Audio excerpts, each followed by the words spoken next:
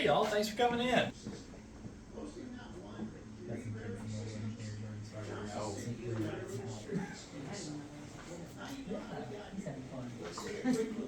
Who wouldn't be having fun?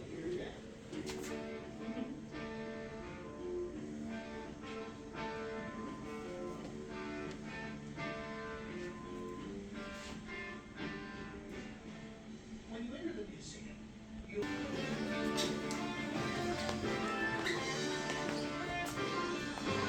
opportunity to learn the history and technology of railroading in the Johnson City, Tennessee area. Formerly known as the George L. Carter Railroad Museum, we're going to bring you the new experience here today. All aboard!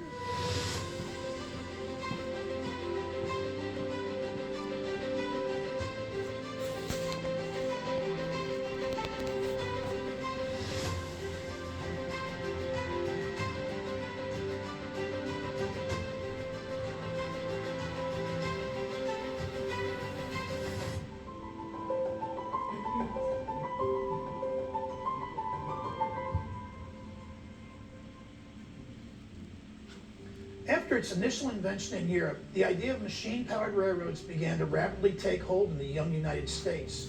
One such undertaking would be the Baltimore and Ohio, begun in 1828. The idea of not relying on canals or horses for basic transport was a big change. Other states quickly joined in this railroad revolution to compete for commerce while innovating fresh engineering marvels at the same time. Soon after this, America's Civil War would be fought, with the railroads becoming both a primary resource and a primary target for both sides. It was a bloody but needed fight that ended slavery and preserved the Union. Once these hostilities ended, the nation healed as the new Transcontinental Railroad linked east and west in 1869. However, safety soon became paramount, with signaling and scheduling becoming more complex. The railroads established the time zones that we use today. Speeds increased, moving past the 1 mile a minute barrier, 60 miles per hour.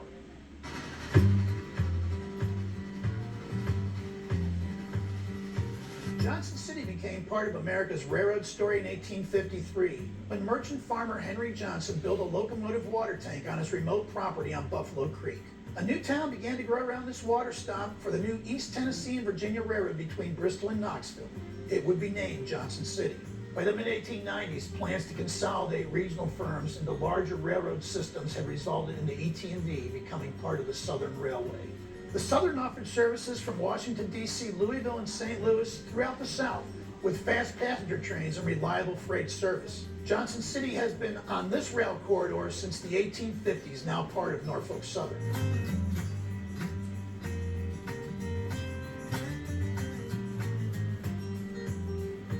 A large magnetic ore deposit in Cranberry, North Carolina. A railroad line was proposed between there and Johnson City, and it would eventually be built in narrow gauge. Formerly known as the East Tennessee and Western North Carolina, it became known as the Tweetsie in this region, and Johnson City would be its headquarters for its offices and its workshops. When finished in the 1880s, the ET and WNC interchanged materials in Johnson City with the existing Southern Railway.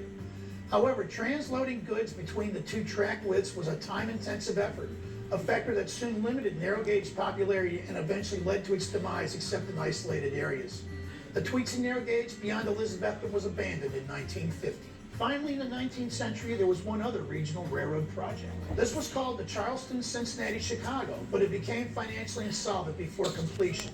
It was known as the Three Cs for short. One small section of the Three Cs project did go into operation near Johnson City for a time before closing for good. The Three Cs hoped for but failed effort would require a visionary planner to revive it.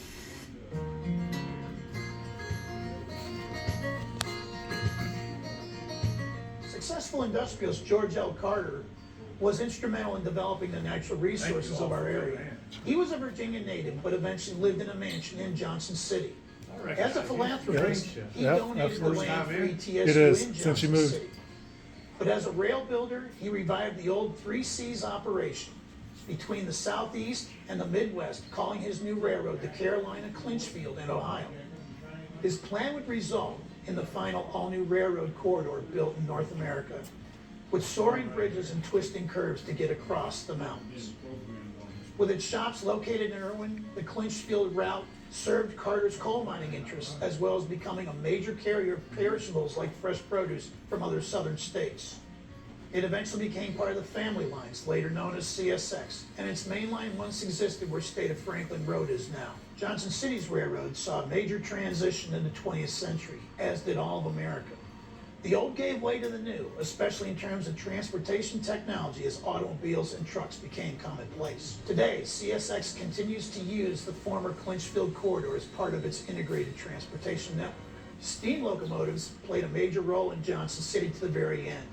The shortened ET and WNC was already to standard gauge to Elizabethton, and two ex-Southern engines, 207 and 208, would run on that remainder until 1967.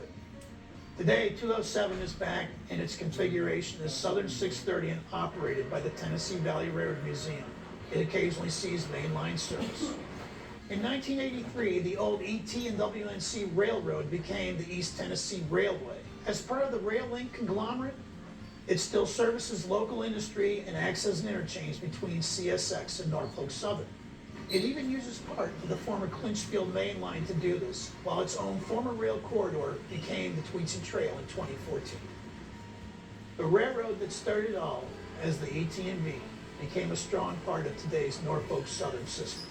Hosting not one, but 3 railroad systems, Johnson City is a railroad experience in itself. Now you know how we got here. Let's take a quick look at what you'll see in our facility here today.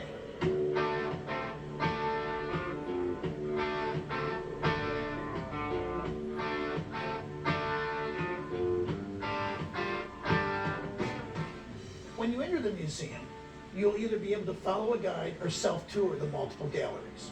For many, the highlight here is the world's largest scale model of the former East Tennessee and Western North Carolina narrow gauge. With accurate scenery based in the 1925 era, it has been 10 years in the making and is internationally known. The experience also plays host to other exhibits related to regional and national railroading. Many hands-on exhibits, such as the Little Engineer's Room and authentic rare artifacts on display. With a 3,000 volume library, scheduled special events, an annual train show every year, and ongoing updates to the exhibits, your experience can be new every time you visit. So we welcome you to come in and see it for yourself. We hope you enjoy your visit. As you exit our theater, we say once again, all aboard for the Johnson City Railroad Experience.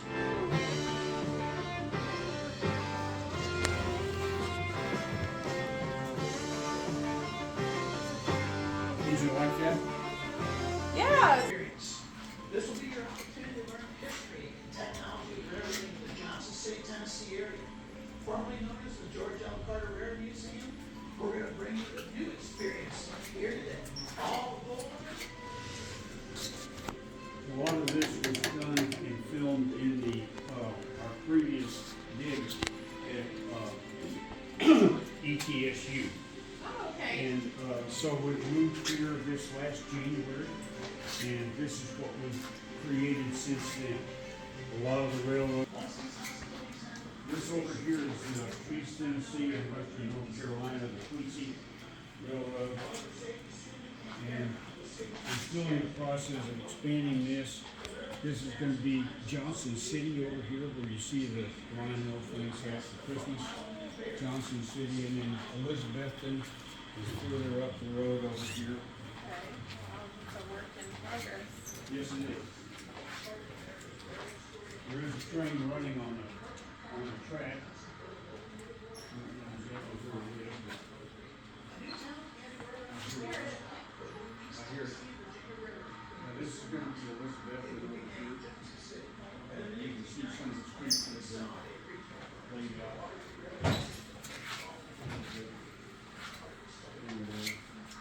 So a lot of structure has to be built, all the structures are rebuilt.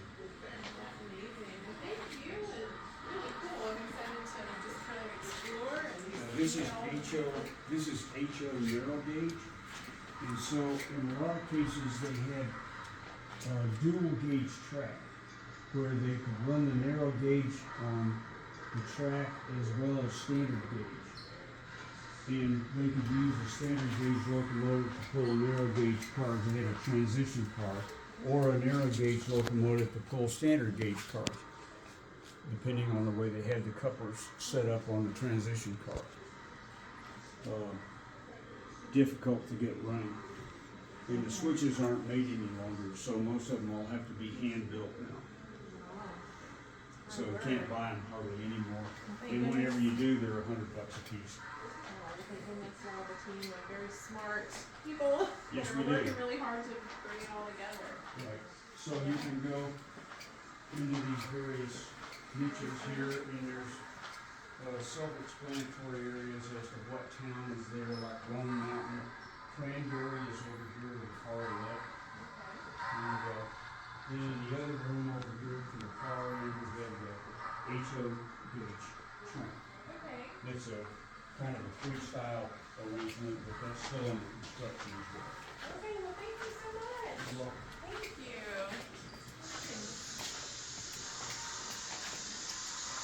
Just have to walk in through here. It's kind of cool. Just check out all the different.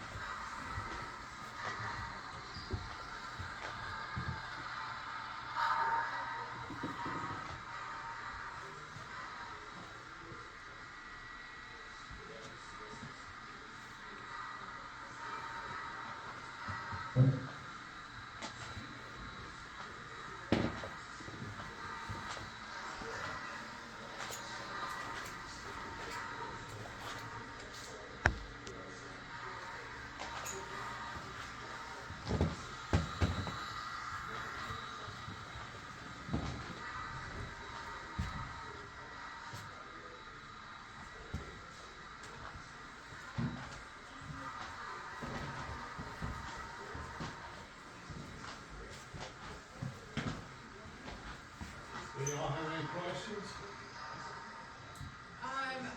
Not yet, but I'm just like truly amazed. It's so cool, all these Yeah. layouts. Fred actually laid on his belly and painted the cave, the Oh, mine in there? Wow. for the picnic.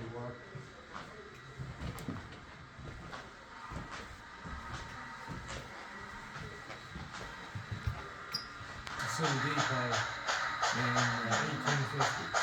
Unbelievable. I enjoy the history aspect of it all. Yeah, it's really And we've got a guy that's building a steel mill for us. So we're going to Johnson City. Foundation field is the new transcontinental railroad in 1961 and 1860. However, safety soon became paramount to the signaling and scheduling of the continuity in place. The railroad established the time zones that we use today. Speeds increased, moving past the 1 mile barrier, 6 miles per hour.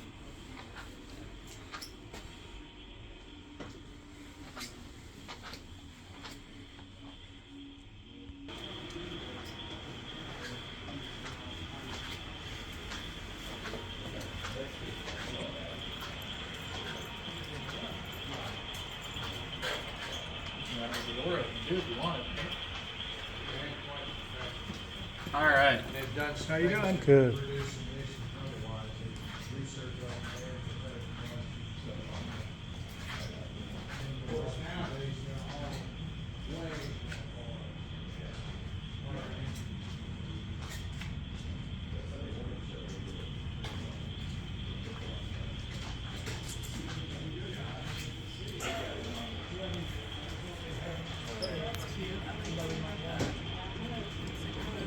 Excuse me, I'm sorry.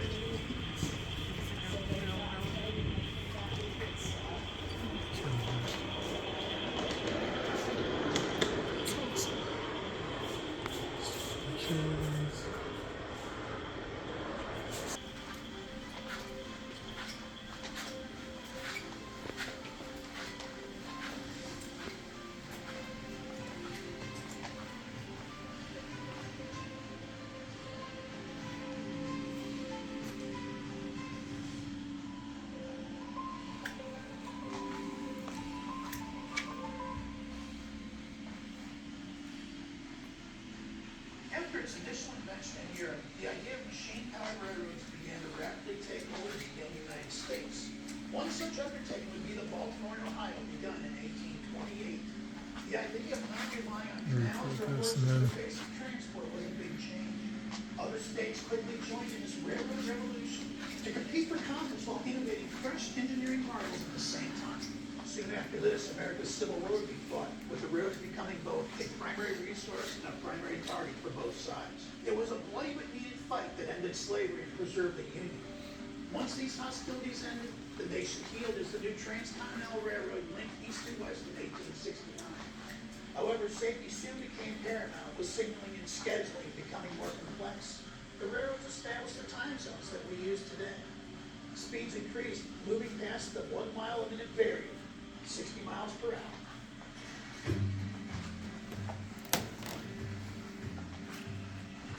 Johnson City became part of America's railroad story in 1853, when merchant farmer Henry Johnson built a locomotive water tank on his remote property on Buffalo Creek. A new town began to grow around this water stop for the new East Tennessee and Virginia Railroad between Bristol and Knoxville. It would be named Johnson City. By the mid-1890s, plans to consolidate regional firms into larger railroad systems have resulted in the AT&T becoming part of the Southern Railroad. The Southern offered services from Washington, D.C., Louisville, and St. Louis throughout the South.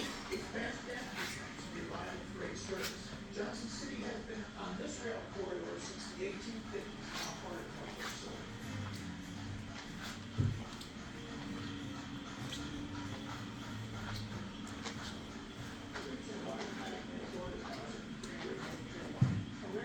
Still got trains running over here. I haven't seen one. I hear something. I don't have one on this side.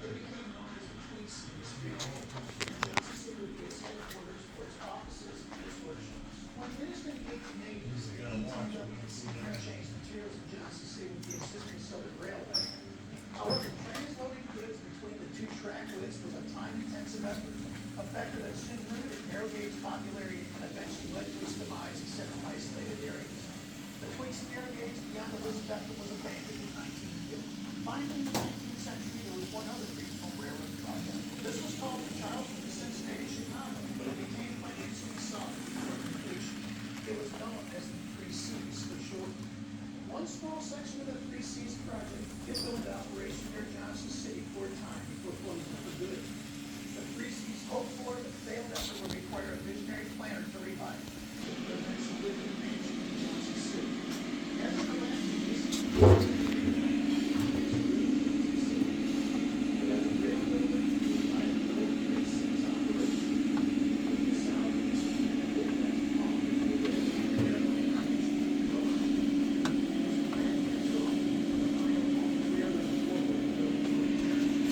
Southern states. It eventually became part of the family lines, later known as CSX, and its main line once existed where State of Franklin Road is now. Johnson City's railroad saw a major transition in the 20th century, as did all of America. The old gave way to the new, especially in terms of transportation technology as automobiles and trucks became commonplace. Today, CSX continues to use the former French-Field corridor as part of its integrated transportation network. Speed locomotives got merch, too? railroad experience in the center. Christmas tree. Let's take a Little sunbathing on the top of the building.